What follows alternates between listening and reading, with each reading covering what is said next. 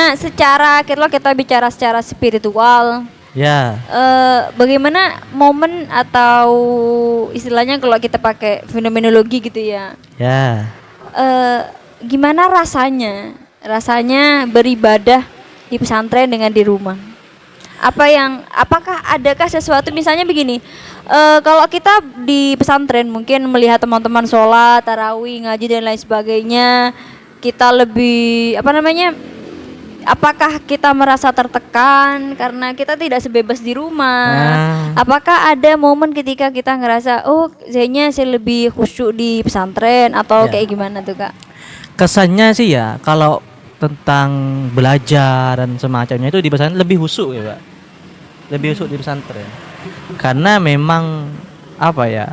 Dan lebih dominan lah di sana itu memang orang belajar. Otomatis kita itu akan ngikut loh. Akan ngikut. Jadi ya bagaimana kalau saya agak belajar gitu kan, sedangkan teman-teman yang lain udah belajar. Nanti saya ketinggalan dong. Oh iya, cuman kan begini Kak, yang akan jadi kontradiksi itu ketika kita beribadah, misalnya gini ya, kalau kita pakai konsep yang saya pahami aja ya, ketika kita beribadah misalnya karena melihat orang beribadah, jadi sehingga mencari keikhlasan.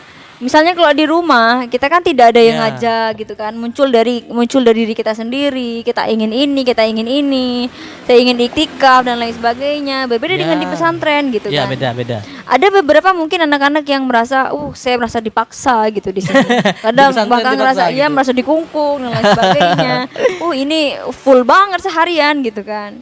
Full kegiatan dan lain sebagainya. Menurut Kak Akbar tuh kayak gimana memahami fenomena yang seperti itu? Ya, kalau saya pribadi ya Pak memahaminya sebenarnya tidak ada tekanan lah. Karena memang sudah tata tertib memang dari pondok, dan itu juga gak berat banget gitu kan. Gak jadi permasalahan yang ribet gitu. Apalagi kan cuma ibadah, emang kewajiban kita seorang muslim untuk beribadah. Apalagi bulan puasa loh. Iya. Apa ya, bulan dilimpahkan berkali-kali loh. Ya. Kita Iya, ngaji iya. diganjar berkali-kali Dikasih pahala lipat, gitu ya. dikasih pahala. Bukan dikasih pelajaran ya, Iya. dikasih pahala. Kasih pahala. Dikasih pahala, dapat pahala. Iya. Menarik sekali ya. Jadi seharusnya itu menjadi tempat untuk kita benar-benar khusyuk seharusnya, seharusnya. gitu kan. Nah, sekarang kan melihat Kak Akbar kan sekarang sudah nggak di pesantren kan ya, sudah di rumah. Nah, melihat fenomena yang seperti sekarang dari sebagai seseorang yang menjalani Ramadan di luar rumah gitu. Kesannya seperti apa? Ya, melihat ya Ramadan dari rumah gitu kan, bukan menempatkan saya itu sebagai santri. Kayaknya apa ya, dari segi ibadah pun ya kayaknya tidak terorganisir. Karena memang kalau di pesantren itu kan ditata dengan baik. Program Ramadan itu apa saja itu kan ada. Contohnya kalau dari pagi, setelah subuh itu biasanya ngaji kitab sampai jam 6 istirahat. Mungkin nanti waktu siangnya sekolah, habis sekolah kita ngaji lagi, istirahat. Duhurnya ngaji kitab. Itu kan terorganisir. Kalau di rumah kayaknya nggak bisa deh kayak gitu. Kenapa Kak? Bisanya kenapa Kak? Ya apa ya, kayaknya memang dari lingkungan lah Mbak. Ya faktor lingkungan juga. Karena kalau cuma di rumah itu kan nggak ada dorongan lah. Maksudnya bukan nggak ada sih, dorongannya itu kecil loh. Harus muncul dari keinginan sendiri ya. Harus muncul dari ya. keinginan sendiri.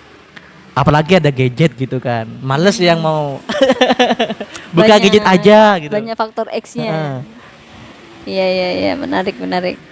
Nah, mungkin pesan dan kesan dari Kak Akbar buat teman-teman pemirsa yang sekarang sedang menjalani puasa, sedang menjalani Ramadan, sedang menghayati Ramadan, apa sih kesan yang ingin Kakak sampaikan, apalagi tengah pandemi yang seperti sekarang? Ya.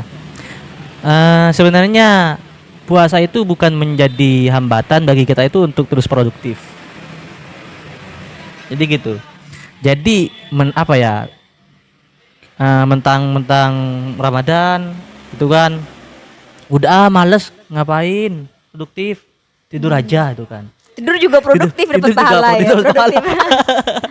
Ya Iya, enggak. iya, iya. Itu kan jangan dijadikan alasan puasa itu buat kita bermalas-malasan.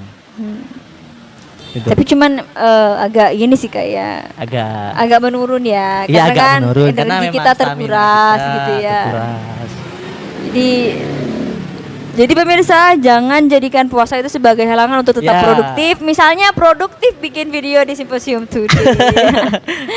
Mungkin itu ya apa namanya bahasan tentang pesantren dan bagaimana kilas atau Menarik ya, Pak. refleksi-refleksi selama di pesantren. Menarik, Buat Pak. teman-teman yang belum tahu, mungkin bisa sedikit dapat gambaran lah bahwa seperti itu kehidupan di pesantren dan juga bagaimana kita menghayati kehidupan di sini di luar pesantren, Ya. katanya Kak Akbar tadi.